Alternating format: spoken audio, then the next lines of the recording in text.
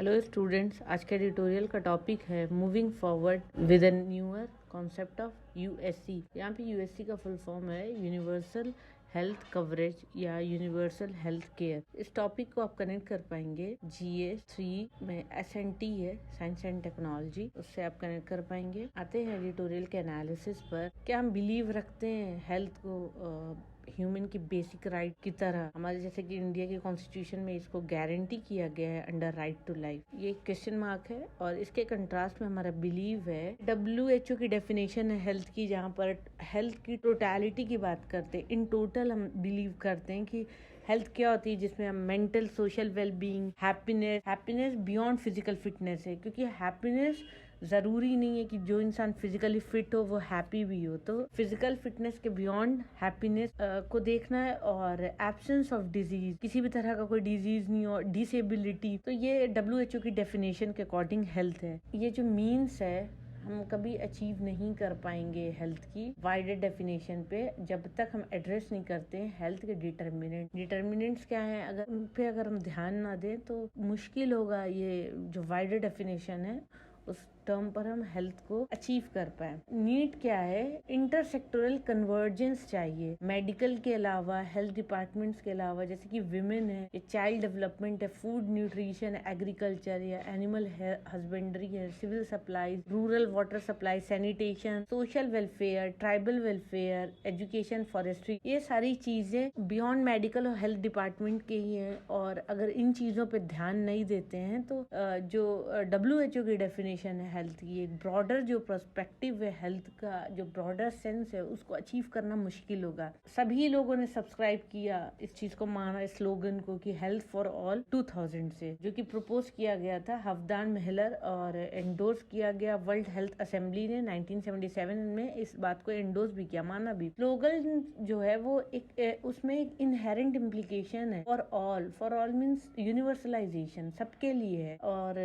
जिसका मतलब यही है कि किसी को भी डिनाई नहीं किया जाएगा एक्सेस, और सब एलिजिबल होंगे, किसी के साथ कोई डिस्क्रिमिनेशन नहीं होगा। क्योंकि जहाँ पर फॉर ऑल है तो वो सबके लिए है, बीट एनी पर्सन, वो किसी भी जेंडर, कास्ट, क्रीड, कोई भी कम्युनिटी से आ रहे हो। यूनिवर्सल हेल्थ केयर या कवरेज जो कॉन्सेप्ट है वो 1977 में इंडिया में आया। और इसके आने के बाद नेशनल हेल्थ पॉलिसी 1983 आई, जिसका कमिटमेंट ये रहा कि हेल्थ फॉर ऑल जो गोल है वो अचीव किया जाए बाय 2000, मतलब आज के 23 इयर्स पहले। तो हमारा फोकस क्या है? Primary care.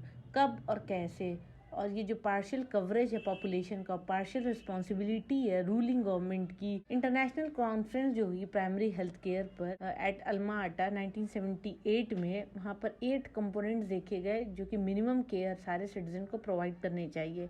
और वहाँ पे एक मैंडेट आए all health promotion activities, prevention of disease का ज्यादा ध्यान दिया जाए, और जिसमें वैक्सीनेशन और छोटी छोटी जो बीमारियां होती हैं, एक्सीडेंट होते हैं, वो सबके लिए फ्री हो। और वो गवर्नमेंट रिसोर्सेज का यूज करें, स्पेशली पुअर जो गरीब हैं, क्योंकि गरीबों के लिए खाना ही काफी मुश्किल से वो अफोर्ड कर पाते हैं। तो हेल्थ उनके लिए, उनके पॉकेट के बियॉन्ड हो जाता है। तो वो गवर्नमेंट की वहाँ पे रिस्पॉन्सिबिलिटी है कि जो पुअर है वहां तक वैक्सीनेशन है या जो उनकी बहुत छोटी मोटी जो इलनेस है उसका बर्डन है वो गवर्नमेंट के एक्सचेकर पे जाए। और गवर्नमेंट वो सारे रिसोर्सेज अपने यूटिलाइज करके गरीबों को स्पेशली वो सारी चीजें प्रोवाइडेड कराए, और इससे प्रिवेंशन ऑफ डिजीजेज होगा, काफी हेल्प मिलेगी पुअर सोसाइटी को, जो हमारे सोसाइटी के पुअर पीपल है। डिजीज जिससे जो एक दूसरे में फैलती नहीं है, या क्रॉनिक डिजीज जैसे कि मेंटल इलनेस है, इन्वेस्टिगेशन जो इस पे किसी भी तरह का इन्वेस्टिगेशन या ट्रीटमेंट उसको एक्सक्लूड किया, ऑलमोस्ट एक्सक्लूडेड है वो प्राइमरी हेल्थ केयर। इसका रिकॉग्निशन ही बहुत कम है। मेंटल इलनेस की जब बात आती है, मेंटल हेल्थ की बात आती है, तो उसका रिकॉग्निशन ही बहुत कम है। क्योंकि सर्दी जुकाम बुखार ये सारी चीजें हैं तो वो सबके नोटिस में ही है। जब बात मेंटल हेल्थ की आती है तो उसका रिकॉग्निशन तो इलिटरेट तो सेकेंडरी है, लिटरेट भी मेंटल हेल्थ को समझते हैं कि वो इंसान पागल है। अगर वो मेंटल हेल्थ की बात करे, अगर वो साइकेट्रिस्ट को दिखा रहा है तो वो पागल है, इस तरह के माइंडसेट रखते हैं। तो जिसका रिकॉग्निशन ही नहीं है तो उसका ट्रीटमेंट की कैसे बात होगी? वो बेसिक हेल्थ केयर में प्रोवाइडेड ही नहीं है। सेकेंडरी या टर्शरी केयर की तो वो पूरी तरह से डिपेंडेंट हो जाता है इंडिविजुअल, या तो वो खुद कराए अपने लिमिटेड रिसोर्सेज से, वो खुद कराए अपने पॉकेट के खर्च से, या तो फिर पब्लिक हॉस्पिटल में वो जाए, या तो वो प्राइवेट सेक्टर में जाए, जो भी उसकी पॉकेट है उस हिसाब से वो खर्च करके अपने ट्रीटमेंट कराए। इनफ गवर्नमेंट रन इंस्टीट्यूशन नहीं है जो गरीब क्योंकि अफोर्ड नहीं कर पाते हैं एक्सप्लॉयटेटिव या एक्सपेंसिव जो प्राइवेट केयर होते हैं, क्योंकि वो एक्सॉर्बिटेंट उनके चार्ज होते हैं, काफी ज्यादा होते हैं, वो बेयर नहीं कर पाते। तो जब वो गवर्नमेंट इंस्टीट्यूशन की तरफ जाते हैं तो इतने इनफ गवर्नमेंट इंस्टीट्यूशन नहीं है जो गरीबों को पूरी तरीके से हेल्थ केयर फैसिलिटीज प्रोवाइडेड करा पाए। ये जो एक एब्डिकेशन ऑफ रिस्पॉन्सिबिलिटी है सेकेंडरी या टर्शरी केयर स्टेट की,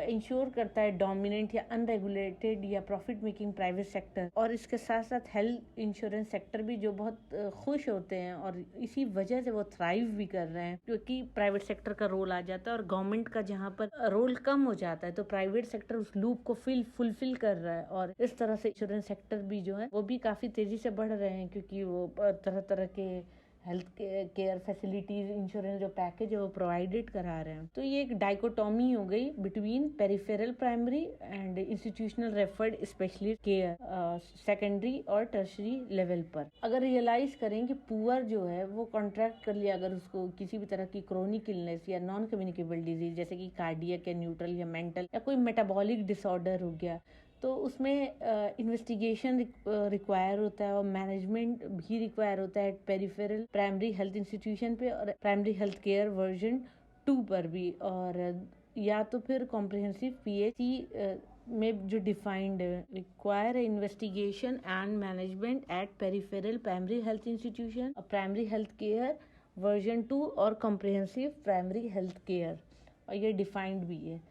सेंसिबल अगर मूव ले अगर इस पर, और जो कि ऑपरेशनलाइज भी है through national rural health mission NRHM in India 2013 से। Second half of last decade अगर देखा जाए तो operationalisation of health and wellness centre जो है वो इम्प्लीमेंटेड, ये जो मॉडल है वो उसका इम्प्लीमेंटेशन हो गया है कॉम्प्रिहेंसिव प्राइमरी हेल्थ केयर के रूप में। सारे ही इंडिविजुअल का राइट है कि हील हो वो और किसी भी तरह का उनको कॉम्प्लिकेशन फेस नहीं करना पड़े, और डिसेबिलिटी या डेथ से वो कितना बच सकते हैं वो बच पाए।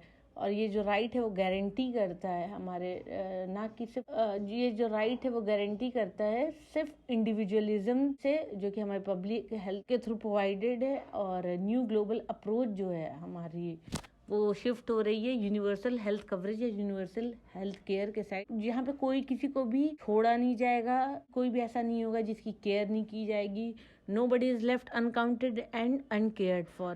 सभी की केयर की जाएगी, सभी इंसान को काउंट किया जाएगा, क्योंकि यूनिवर्सल का एक यूनिवर्सल मतलब एक अम्ब्रेला टर्म है, तो इसमें सभी को कवर किया जाएगा, be it any caste creed religion. Alma Ata declaration में जो प्राइमरी हेल्थ केयर की थी लेफ्ट बिहाइंड हो गया एक ब्यूटीफुल एडिफिस की तरह, और एक ये पास्ट कॉन्सेप्ट है। अगर आगे हम देखें नया जो कॉन्सेप्ट है USC का है, जिसमें कवर होता है प्राइमरी सेकेंडरी और टर्शरी केयर, जरूरत है अफोर्डेबल कॉस्ट पर और बिना किसी डिस्क्रिमिनेशन के। यूनिवर्सल हेल्थ कवरेज का जो स्लोगन है वो अवॉइड करना चाहिए, क्योंकि एक डिसेप्टिव है, एक ये बिलीव है कि ठीक है यूनिवर्सल हेल्थ केयर आएगा और ऐसा होगा, ये सारी चीजें, क्योंकि अभी एक्चुअल में है नहीं इस तरह की चीजें। अभी ना तो यूनिवर्सल इसका इम्प्लीमेंटेशन है, ना ही ये कॉम्प्रिहेंसिव है कवरेज ऑफ सर्विसेज, और ये कभी भी एश्योर नहीं कर सकता या तो वो इंश्योरेंस प्रीमियम जो कि पेड बाय इंडिविजुअल हो या स्टेट हो।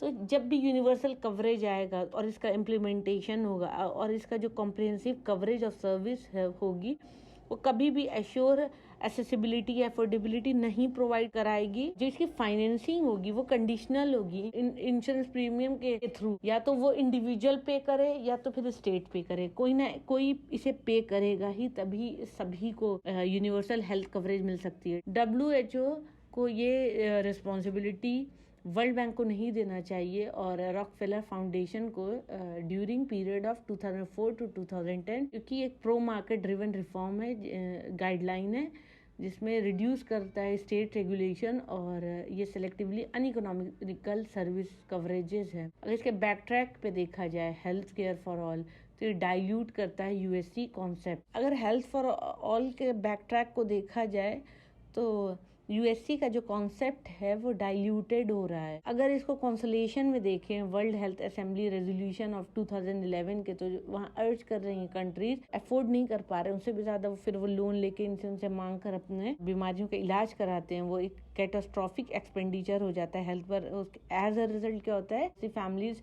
इलाज करवाने में ही क्या हो जाती है, इतना ज़्यादा उनके ऊपर डेट हो जाता है, फिर वो गरीबी के साइड चले जाते हैं। द अस्ताना डिक्लेरेशन ऑफ 2008 की कॉल क्या थी, पार्टनरशिप की प्राइवेट सेक्टर के साथ, जहाँ पर अल्कोहल या टोबैको, अल्ट्रा प्रोसेस्ड फूड या इंडस्ट्रियल ऑटोमोबाइल पोल्यूशन, ये सारी की चीज़ें कंट्रीब्यूट करती हैं कमर्शियल प्राइवेट सेक्टर के साइड से। और इसके साथ साथ पुअरर कंट्रीज जो हैं वो मिजरेबली फेल हो रही हैं, अनविलिंग है, प्राइवेट सेक्टर रेगुलेशन के अगेंस्ट हैं, वो कभी एड्रेस नहीं कर पाएगा पॉवर्टी को या अनएम्प्लॉयमेंट को या पुअर लाइवलीहुड को। Quality of primary health centre जो है सिर्फ वही एक कॉर्नरस्टोन है हमारे यूनिवर्सल हेल्थ कवरेज का, और इग्नोर किया जा रहा है इसे ब्रॉडर यूनिवर्सल हेल्थ केयर को। ग्लोबली एक्सेप्टेड हेल्थ सिस्टम का कॉन्सेप्ट जो है वो बीजिंग हेल्थ सिस्टम रिसर्च से ही लेके चलते आ रहे हैं, जो कि कॉन्फ्रेंस हुई थी 2012 में, जहाँ पे multi nodal system of varied sector professional streams speciality with variety of staff deliver comprehensive universal health care, इस तरह की बात हुई थी। नेशनल हेल्थ मिशन जो है कॉन्करेंट इंटरसेक्टोरल थ्रस्ट है, Poshan Abhiyan, national food security, Mahatma Gandhi national rural employment guarantee act, MG NREGA जो है, और वाटर सैनिटेशन, सर्व शिक्षा अभियान, ये एक बेटर मॉडल है जो कि fully tax funded universal health care है। यूनिवर्सल हेल्थ केयर कॉन्सेप्ट जो है ये सक्सेसफुल तभी होगा जब अफोर्डेबल प्राइस पर एक्सेसिबिलिटी सारे ही लोगों को, बीट वो किसी भी रिलीजन से हो, कास्ट से, क्रीड से, रेस से हो, और सबको जब वो प्रोवाइडेड होगी। और अभी ये सिर्फ एक डिसेप्टिव कॉन्सेप्ट है, क्योंकि जब तक इसमें इंश्योरेंस प्रीमियम नहीं आता, या तो वो गवर्नमेंट या इंडिविजुअल पे करे, तब तक ये कॉन्सेप्ट अभी एक इल्यूजन की ही तरह है। तो ये था आज का एडिटोरियल का analysis. Thank you for watching my video. Please share, like and subscribe.